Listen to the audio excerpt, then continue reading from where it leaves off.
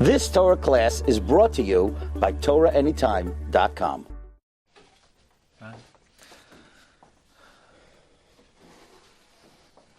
Agud Tavach Rabbi Say. B'motzai menucha kidamnucha tchila. We begin the process of Selichos b'motzai menucha on Motzai Shabbos. The psukim that we recite before Selichos begins, even though they're all psukim, but the collection of psukim and the way they were strung together. Somebody just sent me this evening, my friend Yehuda HaNasi sent me from the Machzas HaShekel. Machzas HaShekel writes in Siman Samaches that the psukim that were chosen to be recited before Selichos were chosen B'Ruach HaKodesh.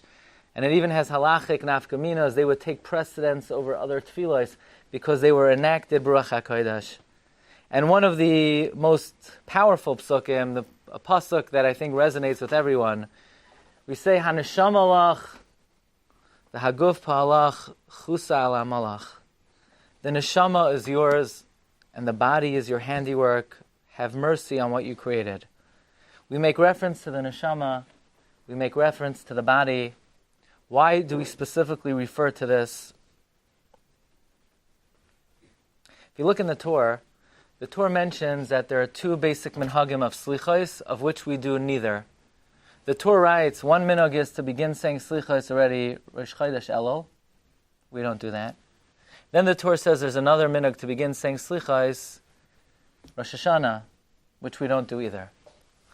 Interestingly, in the Bir Hagra brings down that the correct minhag for Selichos, and we do something close to this, is that we should begin saying Selichos Chaf Hey Elul, which was Shabbos. Chaf Hey Elul. Why Chaf Hey Elul? Says the Gra, look in the Ran. The Ran says that in Barcelona they would begin saying Selichos Chaf Hey Elul because man was created, of course, on Rosh Hashanah, according to Rabbi Eliezer, and the beginning of creation was Chaf Hey Elul. So Chaf Hey Elul was beginning of Brias HaOlam. And therefore, the appropriate time to begin saying Selichos is the first day of creation. And the question is, what do Selichos have to do with the first day of creation? It's very nice. Rebbeinu Shalom said, "Vayomer Elokim Yehi Or." So I have to stay up late at night. I have to get up early in the morning because Hashem said, "Vayomer Elokim Yehi Or." Good for him. What's that got to do with me? But apparently, what we see from here is that the process of Selichos is a process of recreating the world, and a process of recreating oneself. In other words, when we come to Selichos and we begin the process of Selichos, what we're doing is, it's Brias HaOlam again, it's Brias HaAdam again. And in fact, Rav Aaron Kotler would say over often, and Rav Shneir Kotler would say over often, from the Kaf HaChaim. Kaf HaChaim writes, why are there 40 days from Rosh Chodesh Elul until Yom HaKippurim? Says the Kaf HaChaim, it's Keneged Arboim Yom Shel Yitziras Havlad. That when a woman begins the process of pregnancy, the first 40 days are the most critical days. You know, it's very interesting. So if a woman is expecting, so it's supposed to take 9 months, but with modern technology, so the doctors, you know, if they're busy, if there's a holiday coming up, so they're going to try to convince you to induce. So they could do away with a week, 2 weeks, a month. They're neonatal units. A person could have a baby after a few months and then the hospital could take over. But they still haven't figured out how to get around the first 40 days. Nobody ever delivered within the first 40 days. That's because the first 40 days are critical to the development of the child. Every day limbs are being developed, organs are being developed, the eye, the brain, the kidneys, the heart. You can't do away without the 40 days. Every day of the 40 days of Yitziras Havlad is critical. The gender hasn't been determined. Even the neshama has not been put in the body yet. The first 40 days that the baby develops are the critical stage, the introduction to the baby's life forever. Says the Kaf HaChaim, the 40 days from Rosh Chodesh Elul to Yom HaKippurim are Arboim Yom Keneged Yitziras Havlad. What we're doing is we're basically recreating ourselves. It's a recreation of an Adam, the Guf, the personality, the Neshama. And therefore think about the following. How critical is every day of Rosh Chodesh Elul until Yom HaKippurim? How critical is every hour of the Yemei HaElul? Every hour we're recreating ourselves. Who knows? Maybe it's an Eiver Shehanashama Tulyabai. How critical is every moment of the Yemei Elul and the Yom HaNoraim.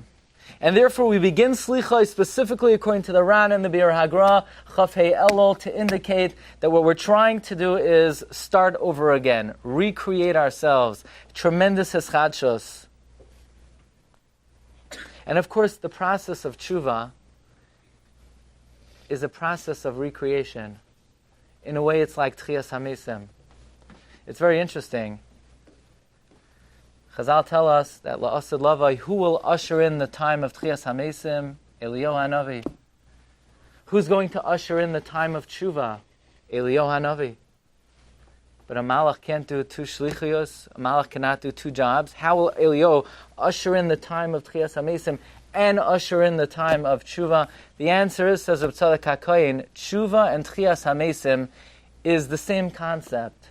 It's the person being recreated both physically and spiritually, and therefore Eliyahu is coming to do one job: the recreation of the guf and the recreation of the neshama.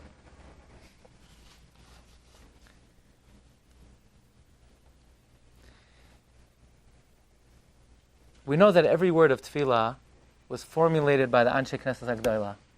120 men, many of them were Nevi'im, who took words from the Tanakh and they jam-packed the words with nuclear power.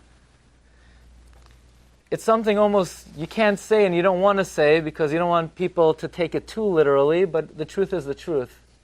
The Nefesh HaChaim writes, and Chaim Volozhiner writes, that the ikar part of tefillah is not even thinking about the meaning of the words, it's pronouncing the words properly. It's more important to pronounce the words properly than to say and think about the meaning of the words. Why, says Rav Chaim Volozhiner? Because these words were created by Anshe Knesset HaGdolah. They jam-packed each word with nuclear energy that all you need to do to unleash that power is say the word.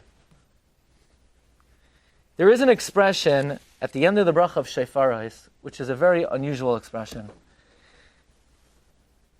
We say, Ki ata shomeya kol shofar, Hashem, you hear the sound of the shofar.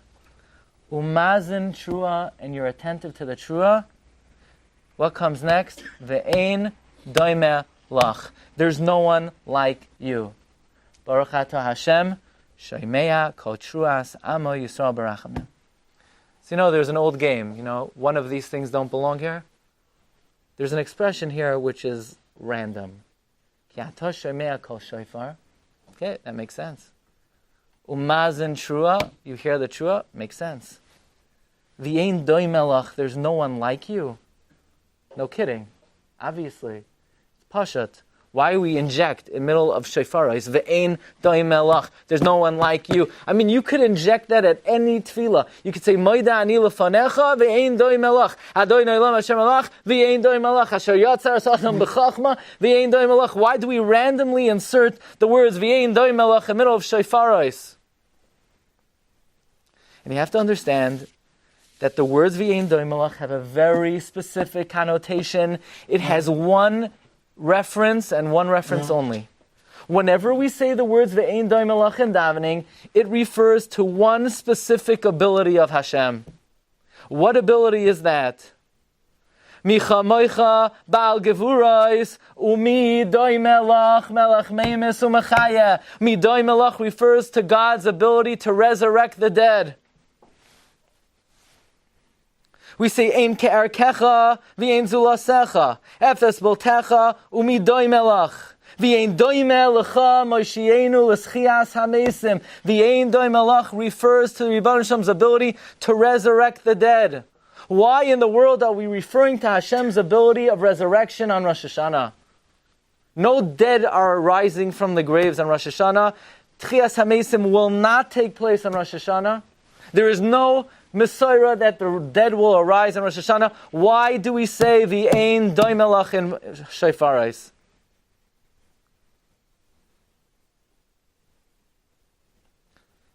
Very interesting halacha in Shulchan Aruch.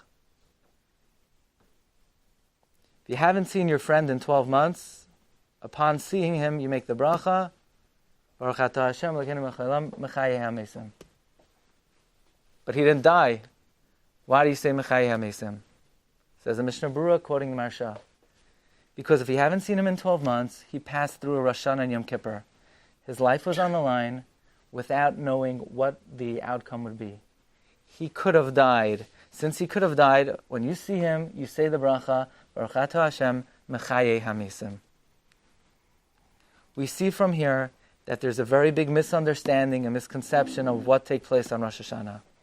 We would like to think, and we tend to think, when we stand before the Rebbeinu Shalom Rosh Hashanah, we say, Rebbeinu Shalom, I had a year of life. Baruch Hashem, my family was well. I made enough money. Rebbeinu Shalom, let it continue. Or basically, continue to stay out of the picture. I just want things to remain the same. Right now, I have in my pocket, I'm alive. I'm a muhsik on my life. I have my kids. I have my family. I have my money. I just want it to stay that way. I'm alive. Keep it that way. That's wrong. That's not what happens on Rosh Hashanah. Says the Arizal that the lease does not last for more than 1 year. All the life we have ends Erev Rosh Hashanah. And all the money in the bank is removed Erev Rosh Hashanah. And the whole family and everything we think we could count on ends. It's over. The lease is over. There's nothing in the pocket and nothing in the wallet and nothing in the bank account and nothing in the home. And you stand before the Rebbeinu Shalom Rosh Hashanah like a mess, like an ani, completely bereft of anything. And when you stand before the Rebbeinu Shalom Rosh Hashanah, you don't say, Hashem, please continue my life. Please continue my money. No. Say, Rebbeinu Shalom, the famous Drasha of the Granat. The Chavetz Chaim once asked the Granat to get up before Selichos. And the Granat stood up and he said, what does it mean in Selichos? Kedalim ucherashim dafaknu delasecha. That we bang at your doors like a pauper. So on the simple level, that when we stand before Hashem, we don't say, give me this, give me that, I demand this, I demand that. We ask meekly, we ask humbly, we ask like an ani, we ask with humility. But the Granat says it has another meaning as well. Kedalim ucharashim, we stand like a poor man. We don't have anything. We don't have life asking to continue it. We don't have health asking to continue it. We stand before the Rebbeinu Shalom arum, like a mess, like an ani. Please give me. Please revive me. Tchias hamesim. What takes place on Rosh Hashanah is the revival of the dead. A person should imagine themselves as a mess, mamish on Rosh Hashanah, and he's asking the Rebbeinu Shalom, please perform the greatest miracle in your repertoire. What's the greatest miracle in Hashem's repertoire? So I read recently, I'm not sure if I said this over, that normally when a person breathes, so you take in the oxygen, and the oxygen has to get to the blood. So basically what happens is you have blood in the heart pumps the blood to the lungs take in the oxygen goes into the blood is then pumped back to the heart, and then the heart sends it to the rest of the body. The question is, but a child in utero, his lungs are not functioning. They're full of mucus, they're full of liquid. A child does not breathe in utero. So the mother breathes and the oxygen goes through the umbilical cord straight to the blood of the child. So then what's going to happen when his blood rushes to his lungs? The answer is the blood in a baby in utero does not go to the lungs. There is a hole in the child's heart so that the blood could go from one atria straight to the next. Now, how long could a person survive with a hole in their heart? So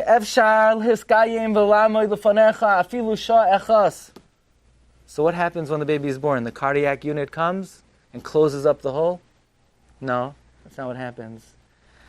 Pile plaim, the baby takes a breath. It creates tremendous pressure in the chest, and the hole seals shut forever. Tremendous miracle. But that's not the greatest miracle of the Rebbeinu Shalom. The greatest miracle of the Rebbeinu Shalom is a miracle that not only can nobody do, nobody could even come close to. And that's the miracle of Tchias HaMesim. And that's the miracle of Ve'ein Doime Lach. The reason why Chazal injected the words Ve'ein doima lachem shofaros is they're trying to send us a very poignant message that don't think that we stand in front of the Rebbeinu Shalom on Rosh Hashanah with anything asking for continuity. Realize what you're asking for. Realize you stand before the Rebbeinu Shalom like a mess, like an ani, with nothing in our pocket, and we're asking for the greatest miracle in the repertoire of the Rebbeinu Shalom. How much rachamei shamayim we need. How much racham v'chanan we need. In the Rosh Hashanah davening, we say v'chein, v'chein, v'chein, v'chein tein tachtecha, v'chein tein kavod. Says the Avudraham. What do you mean v'chein? The word v'chein has no meaning. Says the Avudraham. The word v'chein is supposed to remind us what it says in Megillas Esther. V'chein avoi el hamelach asher lo chadas. When Esther's life was on the line, and she was utterly dependent on Achashverosh to stick out of the royal scepter and grant her life. That's why we keep on mentioning the word v'chein in the davening, recognizing how much we're dependent on Rachamei Shamayim.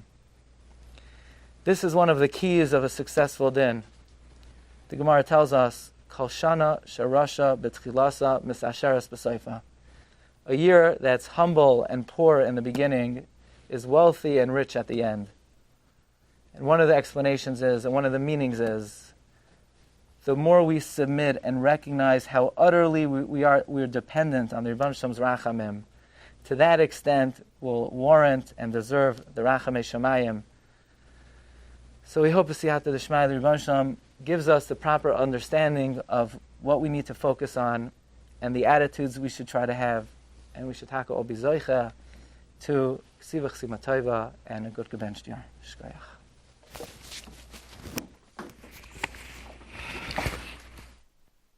You've just experienced another Torah class brought to you by TorahAnytime.com.